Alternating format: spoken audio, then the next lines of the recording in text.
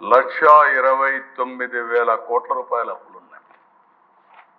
ఒక్క mining department 20,000 కోట్ల రూపాయలు దోచుకున్నారు. ఇసుకే కదా దిశ. కడాన ఇక్కడ ఉండే వాళ్ళందరికీ అనుభవం ఉంటుంది. మెటల్ క్వారీ ఎవడైనా చేసుకుంటే అది కూడా లాగేసుకున్నారు. అంటే దాన్ని కూడా భరించలేకపోయారు.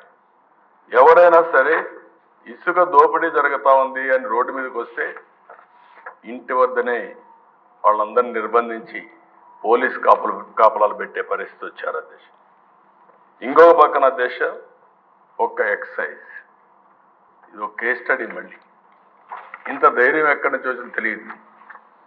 ఢిల్లీలో జరిగినటువంటి స్కామ్, లిక్కర్ స్కామ్ నథింగ్ అధ్యక్ష. దీని ముందు మొత్తం IMFL మ్యానుఫ్యాక్చర్ అంత రేపు నేను మాట్లాడతాను.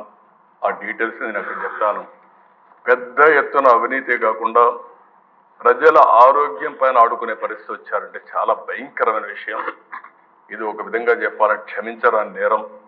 దాన్ని ఆ విషయాన్ని మళ్ళీ మాట్లాడతాను అధ్యక్ష. ఇప్పుడే విష్ణుకుమార్